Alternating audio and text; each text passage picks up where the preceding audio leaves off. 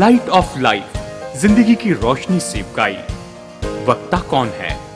Doctor मल्लिका Samuel, जो चेन्नई के विख्यात कॉर्पोरेट हॉस्पिटल में सीनियर कंसल्टेंट, ऑब्स्टेट्रिशियन और गायनेकोलॉजिस्ट हैं। इन्हें गायनेकोलॉजी के क्षेत्र में 24 साल का अनुभव है। इन्होंने क्रिश्चियन मेडिकल कॉलेज वेल्लूर से MBBS की पढ़ाई की और पोस्ट ग्रेजुएशन की पढ़ाई आयरलैंड के डबलिन यूनिवर्सिटी के रुटांडा हॉस्पिटल से की है। ये विशेषज्ञ हैं high risk obstetrics, laparoscopy surgery और इनफर्टिलिटी में। ये अपने चर्च में स्तुति आराधना में अगुवाई करती हैं और साथ ही ये वहाँ प्रचारक भी हैं। इन्होंने अपना बचपन दिल्ली और जयपुर में बिताया है। गायनेकोलॉजिस्ट के रूप में इन्होंने पश्चिम बंगाल और आसाम में इनफर्टिलिटी क्लिनिक चलाए हैं, जिस कारण इन्हें हमारे देश के उत्तरी भाग में रहने वाले भाइयों और बहनों को सुसमाचार प्रचार करने की गहरी इच्छा दी। जय मसीह की। जय मसीह की। What a great privilege it is for me to come and have fellowship with you today. और सच में ये मेरे लिए बड़ा सौभाग्य है कि मैं आज आपके साथ में संगति कर पा रही हूँ। It is a great thing to meet in the name of the Lord. प्रभु यीशु मसीह के नाम में मुलाकात करना सच में एक बहुत बड़ी बात है। I trust that you have all been keeping well. मेरा भरोसा है कि आप सब लोग अच्छे हैं।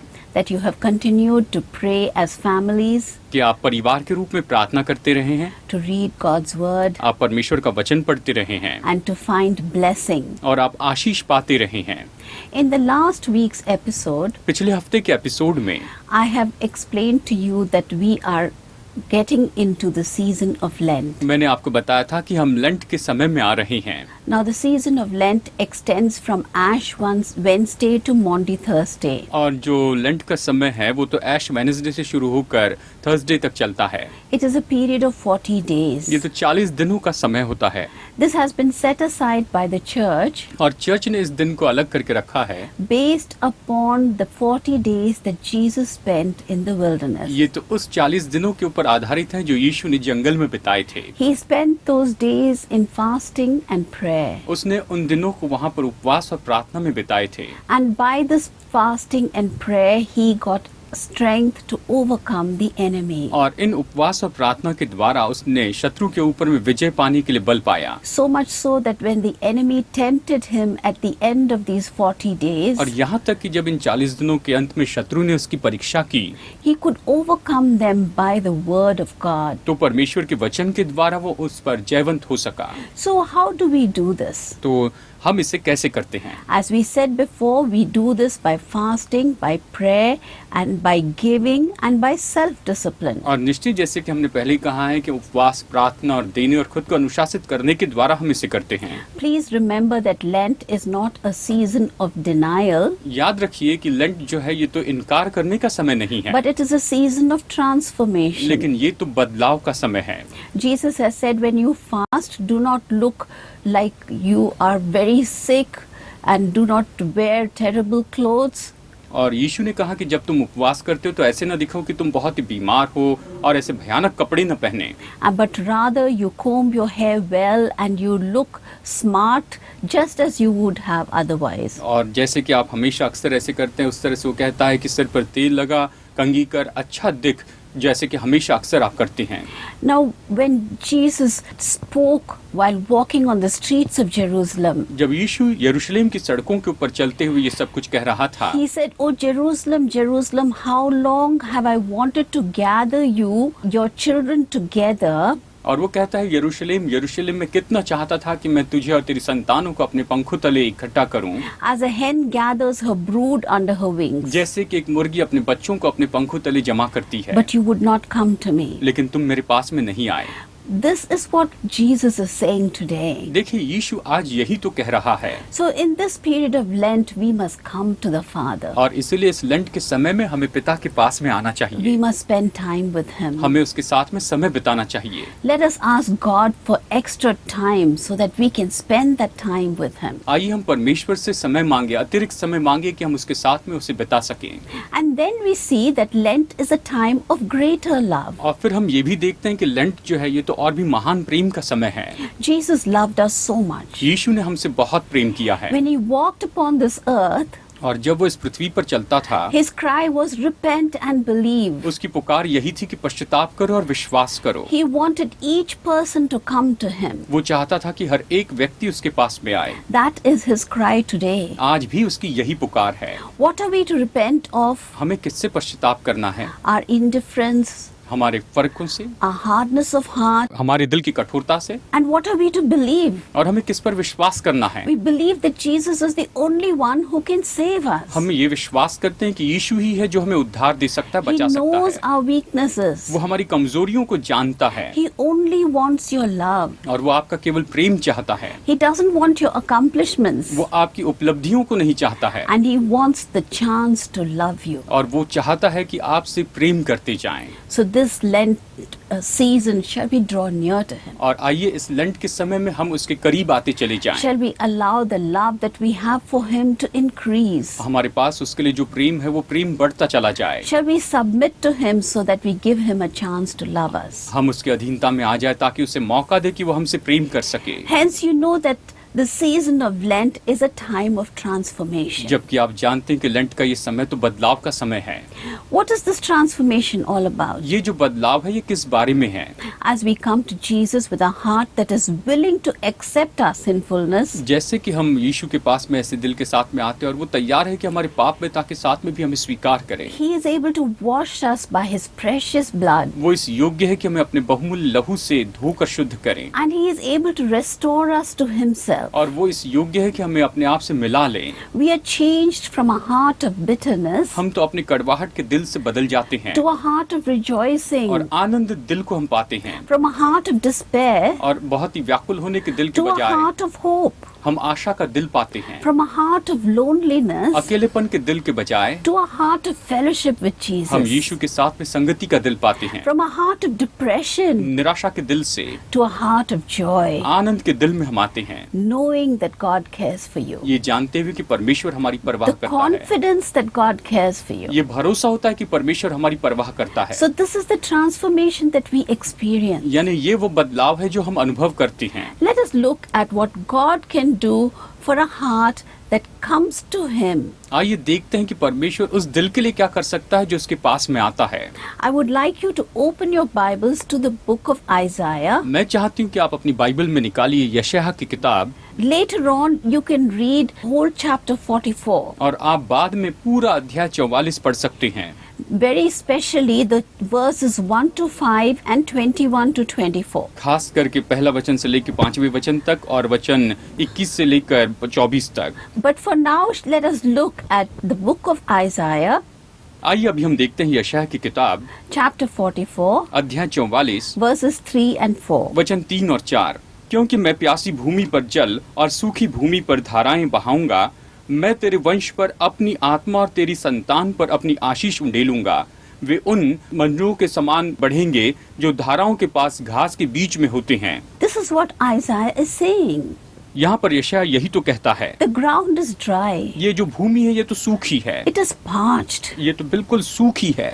Isaiah uses the word thirsty, यहाँ पर यशायाह इसके लिए प्यासा शब्द उपयोग करता as है, if that ground says, I need water to drink. जैसे कि मानो भूमि कह रही कि मुझे पीने के लिए पानी चाहिए। And God says, और परमेश्वर कहता I will है, pour water on that dry ground. और मैं उस सूखी भूमि पर पानी बरसाऊंगा। You know that ground which was of no use to anyone, आप जानते ये भूमि जो किसी के उपयोग की नहीं रही that है, ground which would never yield a crop. ये ऐसी भूमि है जो कभी कोई फसल लेकर नहीं आती है। I will pour water on it. वो कहता है मैं उसके ऊपर पानी I बरसाऊंगा will make it flourish. और मैं उसे उपजाऊ बनाऊंगा I will transform it. और मैं उसे बदल दूंगा। Is anything too hard for the Lord? क्या परमेश्वर के लिए कोई काम कठिन है? No, absolutely nothing. नहीं, बिल्कुल नहीं। Are you that ground that cannot get anything right? क्या आप ऐसी भूमि है जो कोई भी काम सही तरीके से नहीं कर सकते हैं? Today God can change you. परमेश्वर आज आपको बदल सकता Is है। there anyone here who feels useless?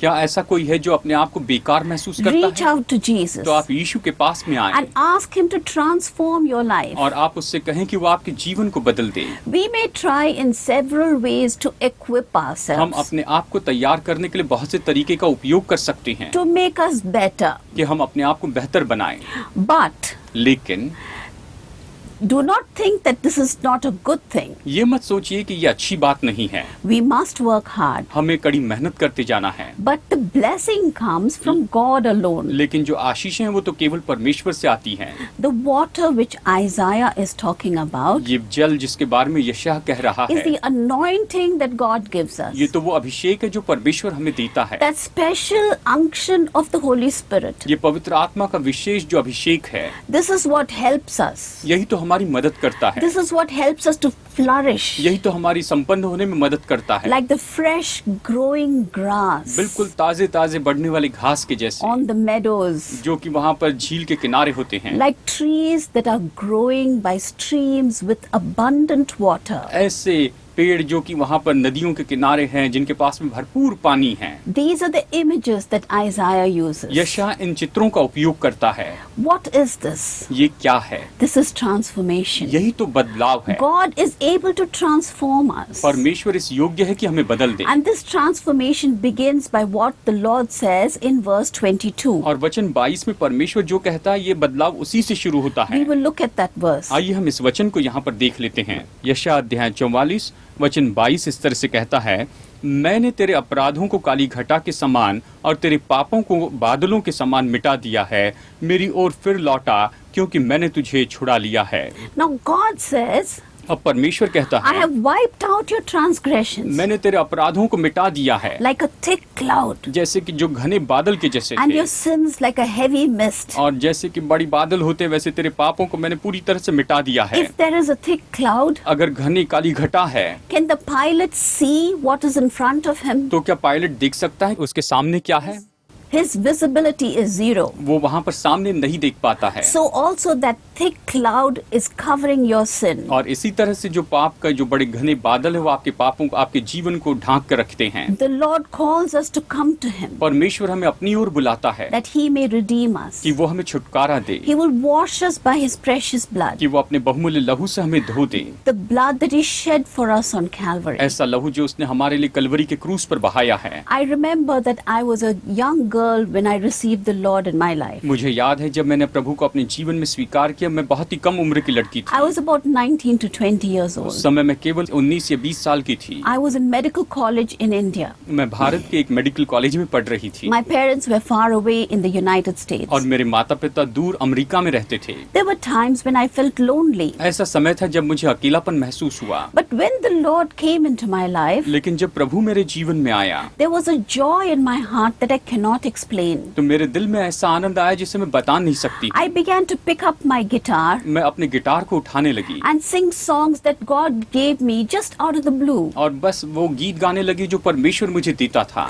I felt like a different person मुझे एक बिल्कुल अलग व्यक्ति ऐसा महसूस because हुआ, Jesus was now living in me. क्योंकि यीशु अब मुझ में जीवित था। What a wonderful Savior. ये कितना अद्भुत उद्धारक Now है। God can change your life as well. परमेश्वर आपके जीवन को भी बदल सकता My है। dear viewers, मेरे प्यारे दर्शकों, if you could only yield to Him, अगर आप अपना समर्पण उसे कर दें, He will come into your तो heart वो आपके दिल में and आएगा He will transform you. और वो आपको बदल देगा। His presence will enrich you उसकी उपस्थिति आपको बहुत आज से भर देगी। as if you were a tree that was growing by the abundant stream आप तो ऐसे पेड़ के समान होंगे जो बहती हुई धारा के किनारे बढ़ते with जाता है, water just flowing and flowing. और उसके पास से पानी जो है बस बहता और बहता चला जाता I'm है। not talking about the kind of water bodies we see in our cities. मैं उस तरह से पानी के वो छोटे छोटे तालाब के बारे में नहीं कह रही हूँ जो हम अभी देखते हैं शहरों में।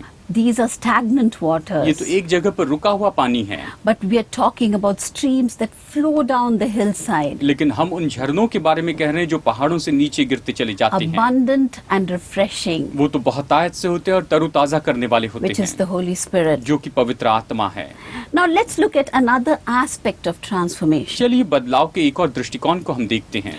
When we come to Jesus, जब हम यीशु के पास में आते हैं, believing in Him, उस पर विश्वास करते हैं, He gives us the power to become children of God. तो वो हमें परमेश्वर की संतान होने की सामर्थ्य देता है। We see this in the Gospel of John chapter 1 हम यूहन्ना रचित सुसमाचार अध्याय 1 में से देखते हैं, and further down in the book of John और फिर आगे यूहन्ना की किताब में in chapter 15, अध्याय 15 में John tells us that Jesus is the vine यहाँ पर यूहन्ना हमें बताता है कि यीशु ही ही दाखलता है We are the branches. और हम उसकी डालियां हैं। Now, if we abide in Him, अगर हम उसमें बने रहते हैं we can live an abundant life. तो हम बहुतायत का जीवन जी सकते हैं। Why? क्यों? Because His life flows into us. क्योंकि उसका जीवन हम में बहते चले जाता है। Isn't that an amazing fact? क्या ये अद्भुत बात नहीं है That the God of all the universe, कि सारे संसार का, सारी सृष्टि का परमेश्वर, the God who created the heaven and the जिस earth, परमेश्वर ने आकाश और पृथ्वी को बनाया है, He pours His life into us वो हम में अपने जीवन को उंडेलता so है that we might also live a life of fullness. कि हम भी भरपूरी के जीवन को जीते चले जाएं। And then He also goes on to और say, फिर आगे वो ये भी कहता है apart from me you cannot do anything. कि तुम मुझसे अलग होकर कुछ नहीं कर सकते, Without me you can do nothing. मेरे बिना तुम कुछ भी नहीं कर सकते। Now, following this theme, अब इन बातों को ध्यान में रखते हुए Paul speaks in the book of Romans. यहाँ पर पौलुस जो है रोमियो की पत्री में कहता है, In chapter 11, यहाँ पर अध्याय 11 में वो कहता है verses 7 to 22. वचन 7 से 22 में, And what does he deal with here? यहाँ पर वो क्या बताता है? He deals with this concept of grafting. वो यहाँ पर उसमें जोड़े जाने की विचारधारा के बारे में कहता है। He says that though we have been like a branch of a wild olive tree, वो कहता है कि हालांकि हम तो एक जंगली वहाँ पर जैतून के पेड़ के जैसे थे, उसकी डाली थे, we have now been grafted into the olive tree which is Christ. अब हम उस उत्तम वहाँ पर उत्तम जैतून के पेड़ में जोड़े गए हैं जो कि यीशु मसीह है। And His nourishing sap flows into us. और उसका जो पोषण देने वाला जो पोषक तत्व है वो द्रव अभी हम में बहता है। Now, I know that some of you are botany students. मैं जानती हूँ कि आप में से कुछ लोग बॉटनी के विद्यार्थी हैं। So what is grafting? ये जो कलम करना क्या है या फिर किसी में जोड़ देना क्या है? Grafting or graftage is a horticultural technique देखिए, ये जो कलम को जो जोड़ते हैं या फिर किसी डाली को दूसरे पेड़ में जोड़ते हैं, ये तो हॉर्टिकल्चर टेक्निक है, whereby tissues of plants are joined together जहाँ पर जो पौधे हैं उसके छोटे छोटे टिश्यूज आपस में जुड़ते हैं to continue their growth together. कि वो एक साथ मिलकर अपनी उन्नति करते चले जाएं। Now, the upper part of the combined plant, अब वहाँ पर जो जुड़ा हुआ जो पौधा है उसका ऊपरी भाग, it's called scion. जिसे स्कायन कहते हैं, The lower part is called the rootstock. और उसके निचले भाग को रूट स्टॉक कहते हैं। Now, the success of this joining अब यहाँ पर ये जुड़ने की जो सफलता है, requires that the vascular tissue इसके लिए जरूरी है कि वास्कुलर टिश्यूज जो हैं that can join to each other. The vascular tissue of the scion joins with the vascular tissue of the stalk. अब देखिए यहाँ पर जो स्कायन के जो वास्कुलर टिश्यूज हैं वो स्टॉक के वास्कुलर टिश्यूज के साथ में जुड़ जाते हैं। So in most cases, one plant is selected for its roots, and this is the rootstock. और देखिए खास करके जो है एक पौधे को वहाँ पर उसकी जड़ के लिए चुना जाता है, वो रूट स्टॉक है, And the other one is selected for the stem or the leaf or the flowers, and that's called the scion. और दूसरा जो है वो तो उसके तने के लिए या फिर पत्तों के लिए या फूल के लिए चुना जाता है, जिसे स्कायन कहते हैं। And remember that if you have to have a successful grafting, याद रखिए अगर आप सही तरीके से उस कलम को जोड़ना चाहते the हैं vascular cambium, तो वास्कुलर कैम्बियम जो है, which is called the phloem, जिसे फ्लोएम कहते हैं, that should be joined from one portion to the other. वो तो एक भाग से दूसरे भाग में जुड़ा हुआ होना चाहिए। And then only if the vascular connection takes place, और तब केवल तब जब वास्कुलर कनेक्शन होता है the grafted tree will live. तब वो जो कलम किया हुआ जो पौधा है वो जीता है। This is what Jesus has said, यीशु ने यही तो कहा है that I am the vine, कि मैं दाखलता हूँ, you are the branches. तुम डालियां हो। If you are separate from me, you cannot live. अगर तुम मुझसे दूर हो जाओगे तो तुम जी नहीं सकोगे। Our connection must be हमारा जो संबंध है वो तो so that His life flowing water flows through us. ऐसा होना चाहिए कि उसका जीवन का जो जल है वो हमारे द्वारा बहते जाना चाहिए। Does God's life flow through you? क्या परमेश्वर का जीवन आपके द्वारा बहता है? The rivers of living water that flow from Jesus, जीवन के जल की नदियां जो यीशु के द्वारा बहती चली गई, they will flow through you वो आपके द्वारा बहती if जाएगी you abide in the अगर vine. आप उस दाखलता में बने रहते हैं तो। Now we'll come to the third aspect of transformation. और अब हम बदलाव के तीसरे दृष्टिकोण को देखेंगे। Now we see this in the book of John, अब हम इसे यूहन्ना की किताब में देखते हैं, where John gives us an account of the feast that was held in Cana of Galilee. यहाँ पर यूहन्ना हमें गलील के काना नगर में जो पर्व हो रहा था उसके बारे में बताता है। This was the first miracle that Jesus performed. और यहाँ पर यीशु ने पहला चमत्कार किया। Jesus had gone to the wedding और यीशु यहाँ पर एक शादी में गया था, with his mother and his disciples. अपनी माँ और अपने चेलों के साथ गया था। Apparently, Mary must have been very close to the couple who got married. और हो सकता है कि शायद जिनकी शादी हो रही थी उन दंपत्ति के बहुत ही करीबी रिश्तेदारों में से या बहुत ही करीबी लोगों में से मरियम एक होगी। So when the wine ran out, और इसलिए जब दाखरस वहाँ पर खत्म हो गया she was really तो troubled. वो बहुत ही व्याकुल हो गई। She understood what the master of ceremonies must be going through. और वो इस बात को समझ गई कि यहाँ पर जो विधि थी, इस विधि में क्या होना था। But the amazing climax of this story लेकिन यहाँ पर इस कहानी की जो अद्भुत आखिरी बात ये है is that Jesus commanded the servers कि उसने वहाँ पर यीशु ने वहाँ पर जो परोसने वाले थे उन्हें इस तरह से आज्ञा दी to fill those tall pitchers कि वो वहाँ पर उस जो बड़े वहाँ पर दाखरस के कुंड है या जो बर्तन है उन्हें भर दें। these pitchers to fill them with water. और ये जो मटके थे इन्हें पानी से भरने के लिए कहा।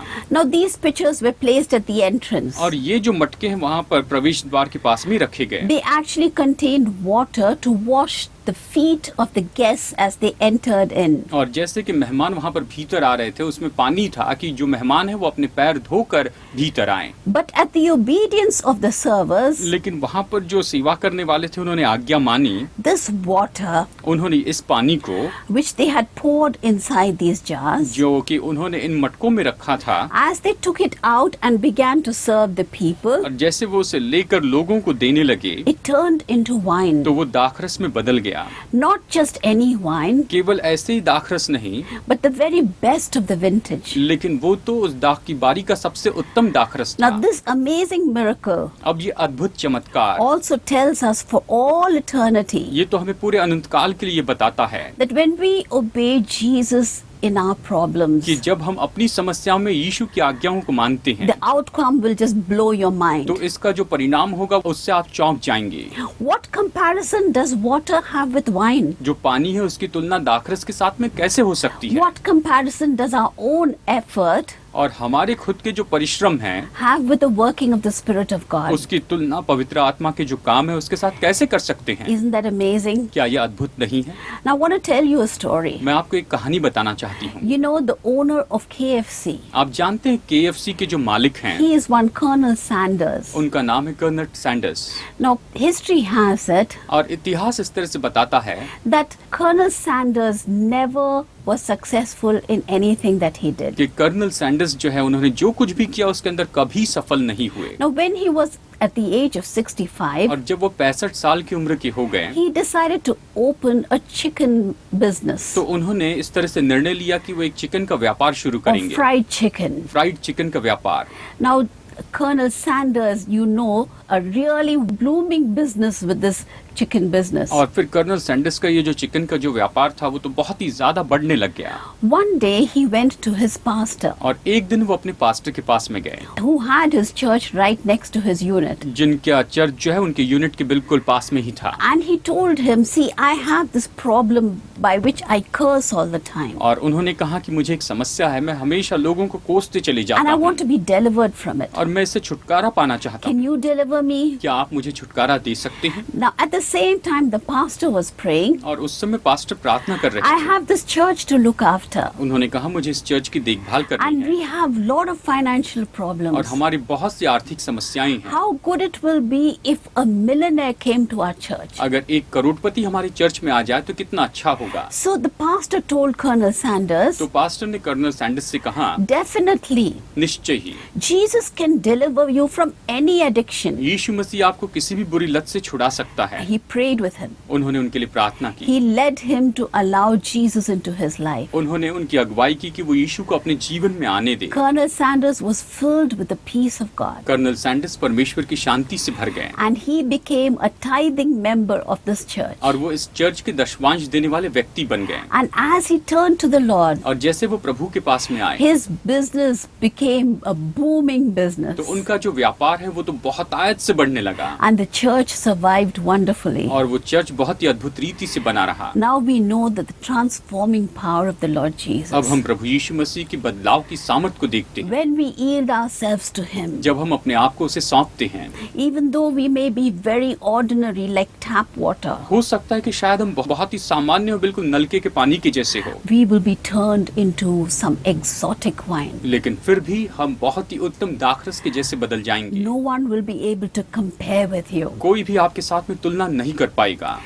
So transformation through Jesus और इसीलिए यीशु के द्वारा बदलाव is something we must remember ये ऐसी बात है जिसे हमें स्मरण रखना as we चाहिए। wait in God's presence in the season of Lent. जैसे इस लेंट के समय में हम परमेश्वर की उपस्थिति में राह देखते हैं। Shall we pray? आइए हम प्रार्थना करते हैं। I want you all to come before the Lord मैं चाहती हूँ कि आप सब प्रभु के सामने आए and think about this theme of और इस transformation. बदलाव की बातों के बारे में आप सोचते चले जाएं। I want you to tell the Lord, मैं चाहती हूँ कि आप प्रभु से कहें, Lord, you know all my Prabhu shortcomings. तो मेरी सारी कमी घटियों को जानता है। You know, Lord Jesus, in all of these areas I have failed Prabhu you. यीशु तू जानता है कि इन सभी क्षेत्रों में मैंने तुझे असफल किया है। Lord, I want victory in these areas. प्रभु मुझे इन क्षेत्रों में विजय चाहिए। I want to live as your witness in this earth. मैं इस पृथ्वी पर तेरे गवाह के रूप में जीना चाहता हूँ। I want your Holy Spirit to fill me मैं चाहता हूँ कि तेरा पवित्र आत्मा मुझे भर दे so that I can do things greater than what I could have done before. और इसलिए जो कुछ भी मैंने पहले किया उससे भी महान काम मैं कर सकूं। Things that would be a testimony for you. ऐसी बातें जो कि तेरे लिए गवाही के रूप में हो, Things that would be a testimony of your great power. तेरे महान सामर्थ की वो गवाह और साक्षी के रूप में हो। I want to love you more. और मैं तुझसे और ज्यादा प्रेम करना चाहता हूँ। ये Lord, चाहती this हूँ। season of Lent, I want you to teach me to love you more. प्रभु मैं चाहता हूँ कि इस लेंट के समय में तू मुझे और ज्यादा सिखाते चले जा। Shall we pray? आइए हम प्रार्थना करें। Father, we just commit each one of our precious viewers into your hands. पिता हर एक बहुमूल्य दर्शकों को आपके हाथ में रखते हैं। Father, we pray that this word will go forth to each and every corner of our beautiful land. प्रार्थना करते हैं कि ये वचन हमारे सुंदर देश के हर एक कोने कोने में जाए। Father, we pray that thou wouldst reach out to those who are lonely, प्रभु हम प्रार्थना करते हैं कि जो लोग अकेले हैं उनके पास में आप पहुंचिए। those who have given up on life, जिन्होंने अपने जीवन में आशा छोड़ दी है, those who have faced failure after failure, जिन्होंने असफलता के बाद असफलता का सामना किया है, those who are sick, जो बीमार हैं, those who have been rejected by their families. जो लोग अपने परिवार से इनकार किए गए हैं, Father, those who have not been